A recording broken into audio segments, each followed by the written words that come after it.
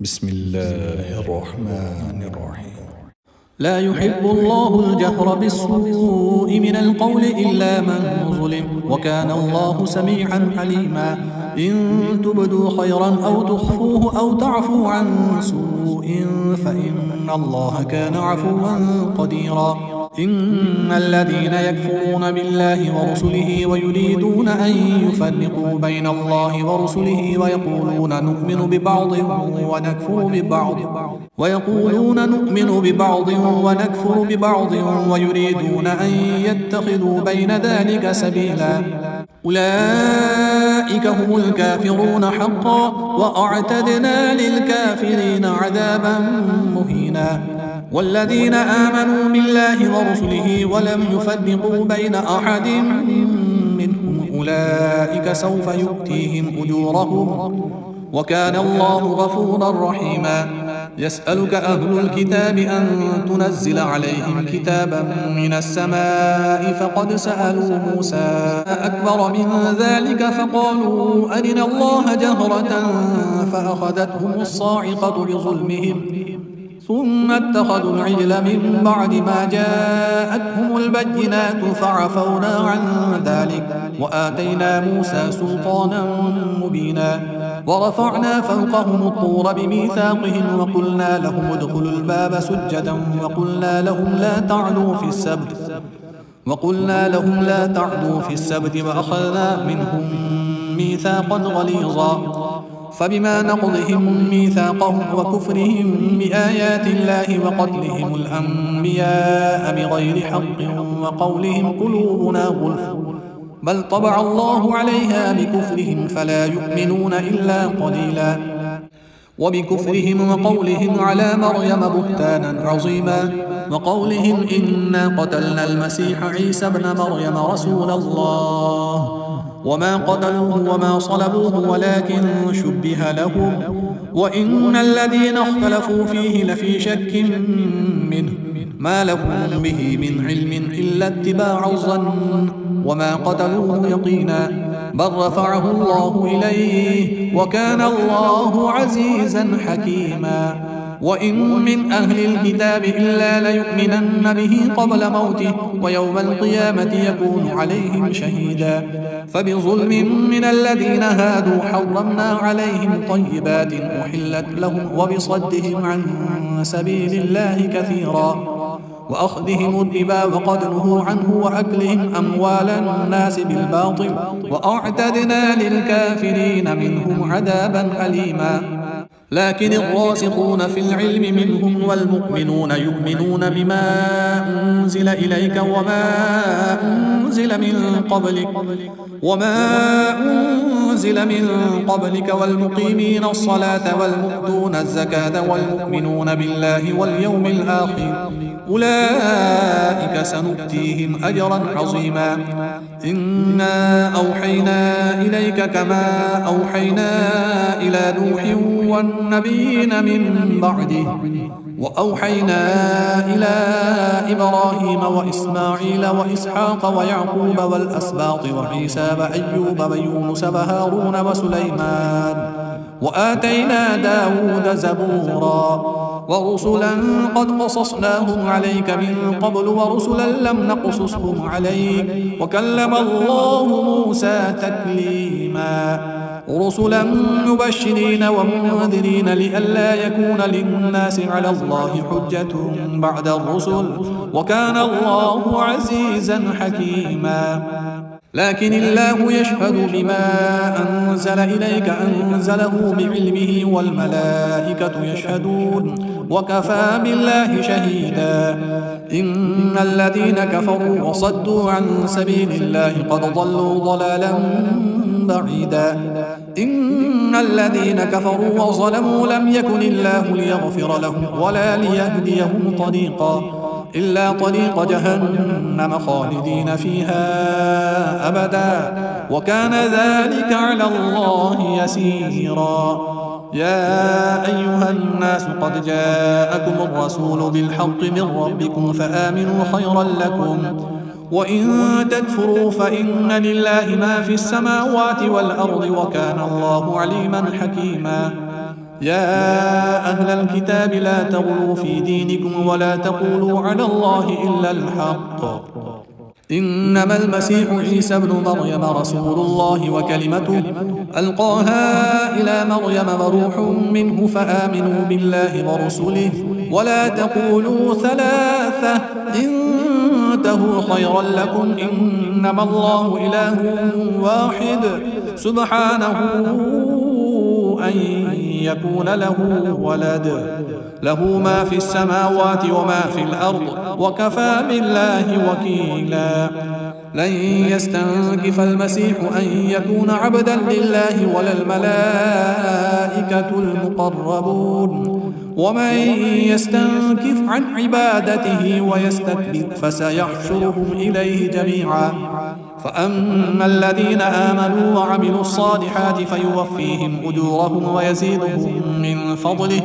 وأما الذين استنكفوا واستكبروا فيعذبهم عذابا أليما ولا يجدون لهم من دون الله وليا ولا نصيرا يا أيها الناس قد جاءكم برهان من ربكم وأنزلنا إليكم نورا مبينا فأما الذين آمنوا بالله واعتصموا به فسيدخلهم في رحمة منه وفضل ويهديهم إليه صراطا مستقيما يستفتونك قل الله يفتيكم في الكلالة إن امرؤ هلك ليس له ولد وله أخت فلها نصف ما ترك وهو يرثها إن لم يكن لها ولد فإن كانت اثنتين فلهما الثلثان مما ترك وإن كانوا إخوة رجالا ونساء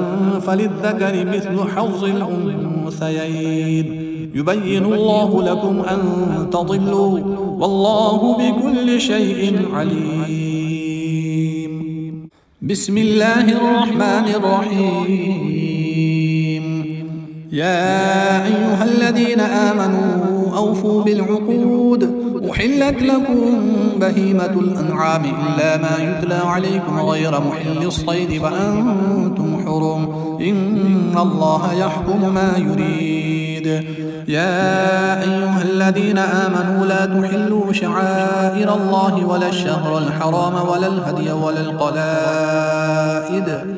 ولا القلائد ولا آمين البيت الحرام يبتغون فضلا من ربهم ورضوانا وإذا حللتم فاصطادوا ولا يجرمنكم شنآن قوم أن صدوكم عن المسجد الحرام أن تعتدوا وتعاونوا على البر والتقوى ولا تعاونوا على الإثم والعدوان واتقوا الله إن الله شديد العقاب حرمت عليكم الميتة والدم ولحم الخنزير وما أهل لغير الله به والمنخنقة والموقودة والمتردية والنطيحة وما أكل السبع إلا ما ذكيتم وما ذبح على النصب وأن تستقسموا بالأزلام ذلكم فسق اليوم يئس الذين كفروا من دينكم فلا تخشوهم واخشون اليوم أكملت لكم دينكم وأتممت عليكم نعمتي ورضيت لكم الإسلام دينا فمن اضطر في مخمصة غير متجانف لإثم فإن الله غفور رحيم يسألونك ماذا أحل لهم قل أحل لكم الطيبات وما علمتم من الجوارح مكلبين تعلمونهن مما علمكم الله فكلوا مما أمسكن عليكم واذكروا اسم الله عليه واتقوا الله إن الله سريع الحساب اليوم أحل لكم الطيبات وطعام الذين أوتوا الكتاب حل لكم وطعامكم حل لهم والمحصنات من المؤمنات والمحصنات من الذين أوتوا الكتاب من قبلكم إذا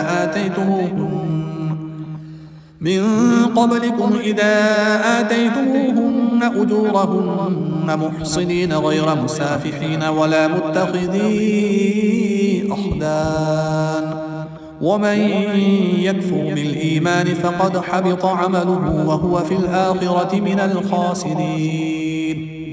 يا أيها الذين آمنوا إذا قمتم إلى الصلاة فاغسلوا وجوهكم وأيديكم إلى المرافق وامسحوا برؤوسكم وأرجلكم إلى الكعبين، وإن كنتم جنبا فاطهروا، وإن كنتم مرضى أو على سفر أو جاء أحد منكم من الغائط أو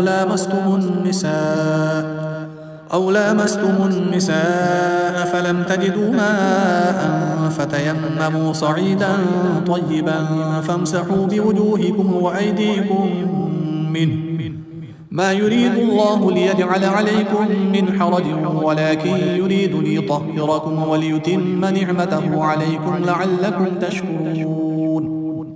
واذكروا نعمة الله عليكم وميثاقه الذي واثقكم به إذ قلتم سمعنا وأطعنا واتقوا الله إن الله عليم بذات الصدور.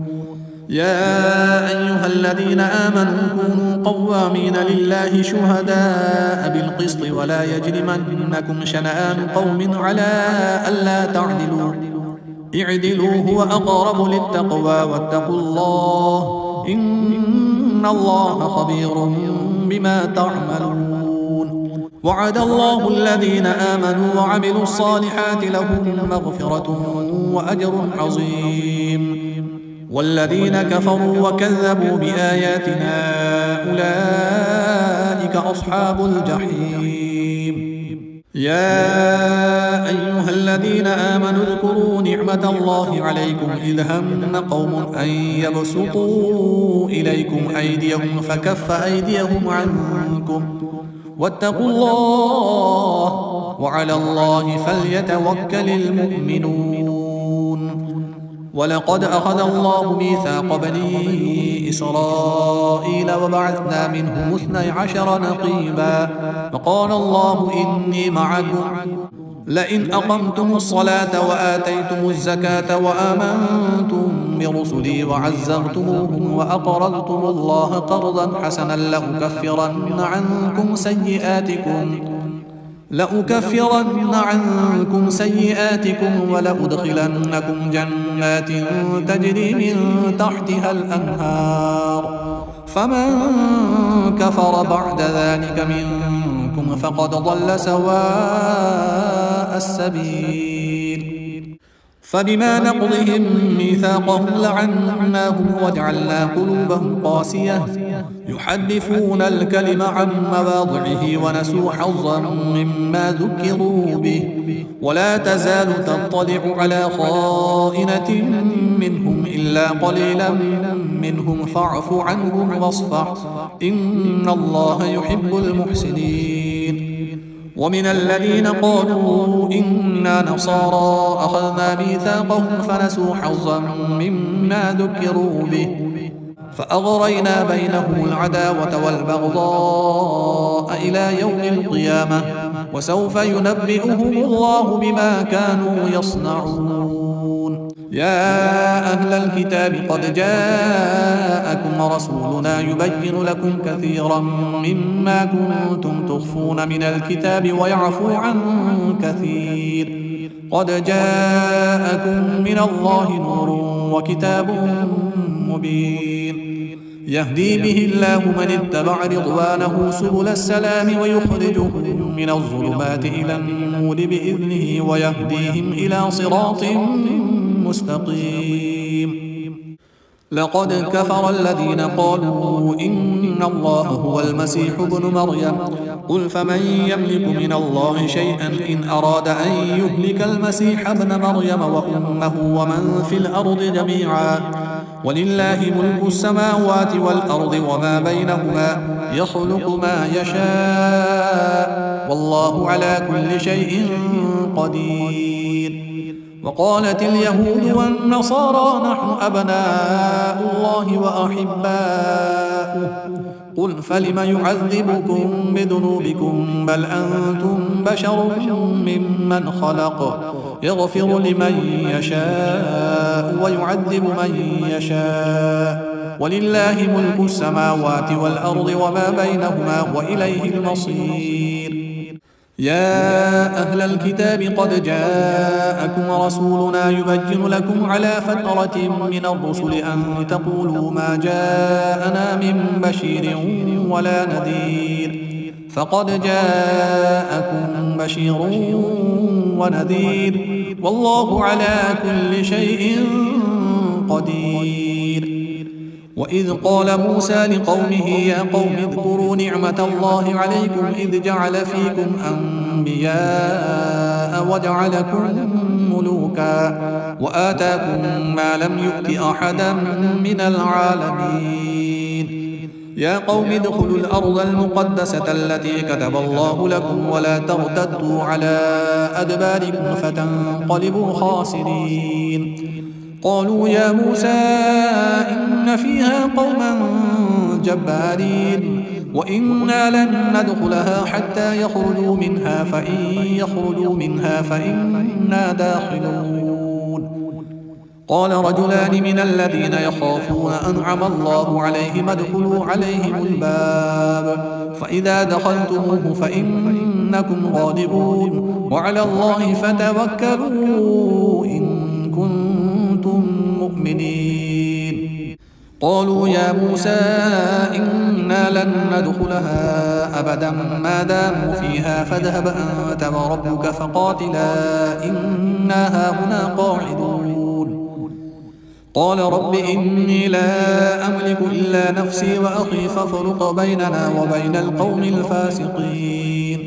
قال فإنها محرمة عليهم 40 سنة يتيهون في الأرض فلا تأس على القوم الفاسقين. واتل عليهم نبأ ابني آدم بالحق إذ قربا قربانا فتقبل من أحدهما ولم يتقبل من الآخر قال لأقتلنك قال إنما يتقبل الله من المتقين. لئن بسطت إلي يدك لتقتلني ما أنا بباسط يدي إليك لأقتلك إني أخاف الله رب العالمين. إني أريد أن تبوء بإثمي وإثمك فتكون من أصحاب النار وذلك جزاء الظالمين. فطوعت له نفسه قتل أخيه فقتله فأصبح من الخاسرين. فبعث الله غرابا يبحث في الأرض ليريه كيف يواري سوءة أخيه قال يا ويلتى أعجزت أن أكون مثل هذا الغراب فأواري سوءة أخي فأصبح من النادمين.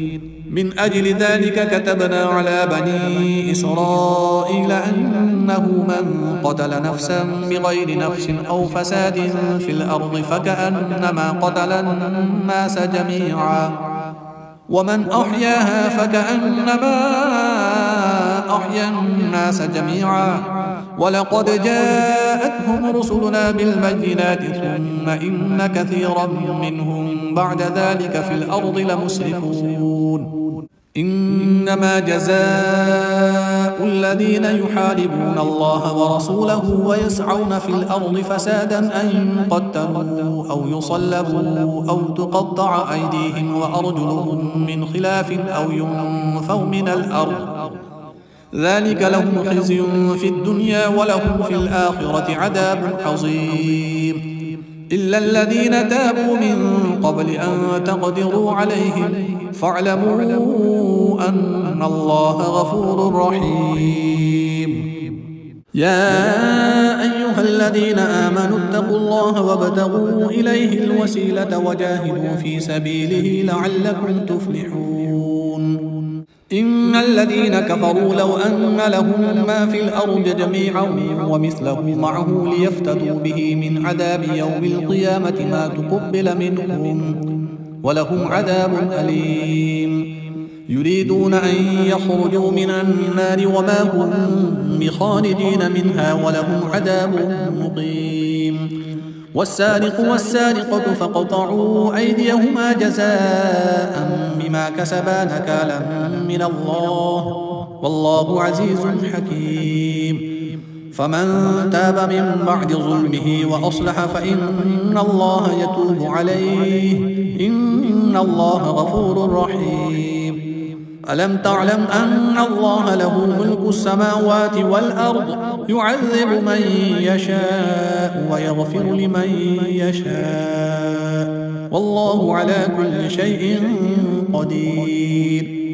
يا أيها الرسول لا يحزنك الذين يسارعون في الكفر من الذين قالوا آمنا بأفواههم ولم تؤمن قلوبهم ومن الذين هادوا سماعون للكذب سماعون لقوم آخرين لم يأتوك يحرفون الكلم من بعد مواضعه يقولون إن أوتيتم هذا فخذوه وإن لم تؤتوه فاحذروا ومن يرد الله فتنته فلن تملك له من الله شيئا أولئك الذين لم يرد الله أن يطهر قلوبهم لهم في الدنيا خزي ولهم في الآخرة عذاب عظيم.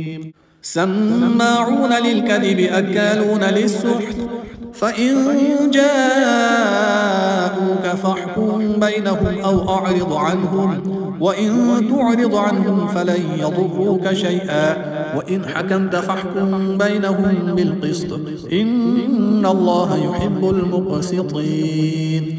وكيف يحكمونك وعندهم التوراة فيها حكم الله ثم يتولون من بعد ذلك وما أولئك بالمؤمنين. إنا أنزلنا التوراة فيها هدى ونور يحكم بها النبيون الذين أسلموا للذين هادوا والربانيون والأحبار بما استحفظوا من كتاب الله وكانوا عليه شهداء فلا تخشوا الناس واخشوني ولا تشتروا بآياتي ثمنا قليلا ومن لم يحكم بما أنزل الله فأولئك هم الكافرون. وكتبنا عليهم فيها أن النفس بالنفس والعين بالعين والأنف بالأنف والأذن بالأذن والسن بالسن والجروح قصاص فمن تصدق به فهو كفارة له ومن لم يحكم بما أنزل الله فأولئك هم الظالمون. وقفينا على آثارهم بعيسى ابن مريم مصدقا لما بين يديه من التوراة وآتيناه الإنجيل فيه هدى ونور ومصدقا لما بين يديه من التوراة وهدى وموعظة للمتقين. وليحكم أهل الإنجيل بما أنزل الله فيه ومن لم يحكم بما أنزل الله فأولئك هم الفاسقون. وأنزلنا إليك الكتاب بالحق مصدقا لما بين يديه من الكتاب ومهيمنا عليه فاحكم بينهم بما أنزل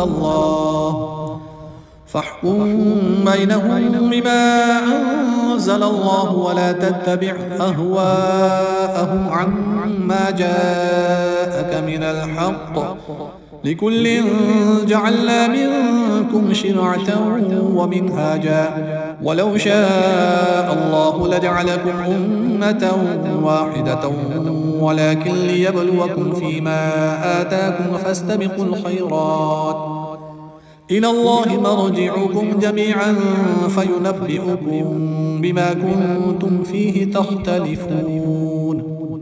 وأن احكم بينهم بما أنزل الله ولا تتبع أهواءهم واحذرهم أن يفتنوك عن بعض ما أنزل الله إليك فإن تولوا فاعلم أنما يريد الله أن يصيبهم ببعض ذنوبهم وإن كثيرا من الناس لفاسقون. أفحكم الجاهلية يبغون ومن أحسن من الله حكما لقوم يوقنون. يا أيها الذين آمنوا لا تتخذوا اليهود والنصارى أولياء بعضهم أولياء بعض ومن يتولهم منكم فإنه منهم إن الله لا يهدي القوم الظالمين فترى الذين في قلوبهم مرض يسارعون فيهم يقولون نخشى أن تصيبنا دائرة فعسى الله أن يأتي بالفتح أو أمر من عنده فيصبحوا على ما أسروا في أنفسهم نادمين ويقول الذين آمنوا أهؤلاء الذين أقسموا بالله جهد أيمانهم إنهم لمعكم حبطت أعمالهم فأصبحوا خاسرين يا أيها الذين آمنوا من يرتد منكم عن دينه فسوف يأتي الله بقوم يحبهم ويحبونه أذلة على المؤمنين أعزة على الكافرين يجاهدون في سبيل الله ولا يخافون لومة لائم ذلك فضل الله يؤتيه من يشاء والله واسع عليم إنما وليكم الله ورسوله والذين آمنوا الذين يقيمون الصلاة ويؤتون الزكاة وهم راكعون ومن يتول الله ورسوله والذين آمنوا فإن حزب الله هم الغالبون يا أيها الذين آمنوا لا تتخذوا الذين اتخذوا دينكم هزوا ولعبا من الذين أوتوا الكتاب من قبلكم والكفار أولياء واتقوا الله إن كنتم مؤمنين وإذا ناديتم إلى الصلاة اتخذوها هزوا ولعبا ذلك بأنهم قوم لا يعقلون قل يا أهل الكتاب هل تنقمون منا إلا أن آمنا بالله وما أنزل إلينا وما أنزل من قبل وأن أكثركم فاسقون قل هل أنبئكم بشد من ذلك مثوبة عند الله من لعنه الله وغضب عليه وجعل منهم القردة والخنازير وعبد الطاغوت أولئك شر مكانا وأضل عن سواء السبيل وإذا جاءوكم قالوا آمنا وقد دخلوا بالكفر وهم قد خرجوا به والله أعلم بما كانوا يكتمون وترى كثيرا منهم يسارعون في الإثم والعدوان وأكلهم السحت لبئس ما كانوا يعملون لولا ينهاهم الربانيون والأحبار عن قولهم الإثم وأكلهم السحت لبئس ما كانوا يصنعون وقالت اليهود يد الله مغلولة غلت أيديهم ولعنوا بما قالوا بل يداه مبسوطتان ينفق كيف يشاء وليزيدن كثيرا منهم ما أنزل إليك من ربك طغيانا وكفرا وألقينا بينهم العداوة والبغضاء إلى يوم القيامة كلما أوقدوا نارا للحرب أطفأها الله ويسعون في الأرض فسادا والله لا يحب المفسدين ولو أن أهل الكتاب آمنوا واتقوا لكفرنا عنهم سيئاتهم ولأدخلناهم جنات النعيم ولو أنهم أقاموا التوراة والإنجيل وما أنزل إليهم من ربهم لأكلوا من فوقهم ومن تحت أرجلهم منهم أمة مقتصدة وكثير منهم ساء ما يعملون يا أيها الرسول بلغ ما أنزل إليك من ربك وإن لم تفعل فما بلغت رسالته والله يعصمك من الناس إن الله لا يهدي القوم الكافرين قل يا أهل الكتاب لستم على شيء حتى تقيموا التوراة والإنجيل وما أنزل إليكم من ربكم وليزيدن كثيرا منهم ما أنزل إليك من ربك طغيانا وكفرا فلا تأس على القوم الكافرين. إن الذين آمنوا والذين هادوا والصابئون والنصارى من آمن بالله واليوم الآخر وعمل صالحا فلا خوف عليهم ولا هم يحزنون.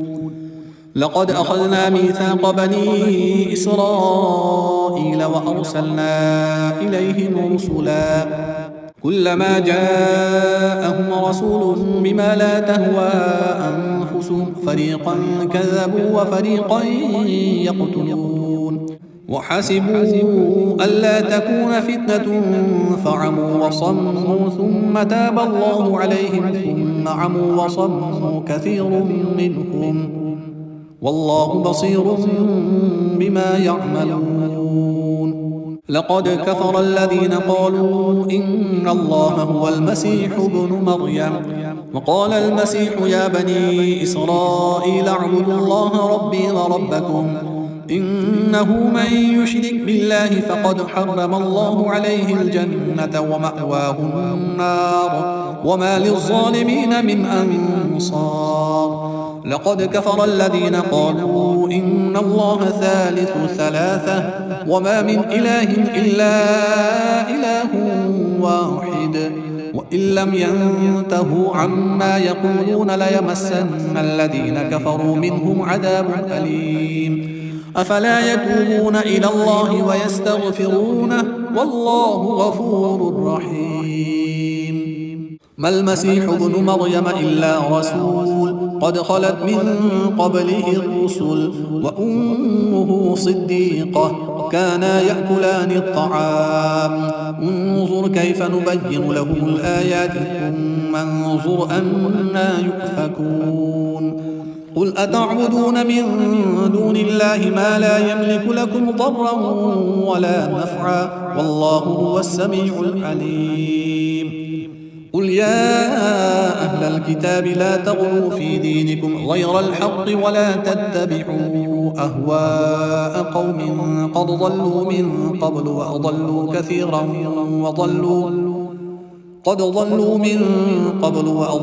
كثيرا وضلوا عن سواء السبيل. لعن الذين كفروا من بني إسرائيل على لسان داود وعيسى بن مريم ذلك بما عصوا وكانوا يعتدون. كانوا لا يتناهون عن منكر فعلوه لبئس ما كانوا يفعلون. ترى كثيرا منهم يتولون الذين كفروا لبئس ما قدمت لهم أنفسهم أن سخط الله عليهم وفي العذاب هم خالدون. ولو كانوا يؤمنون بالله والنبي وما أنزل إليهم اتخذوهم أولياء ولكن كثيرا منهم فاسقون. لتجدن أشد الناس عداوة للذين آمنوا اليهود والذين أشركوا ولتجدن أقربهم مودة للذين آمنوا الذين قالوا إنا نصارى ذلك بأن منهم قسيسين ورهبانا وأنهم لا يستكبرون.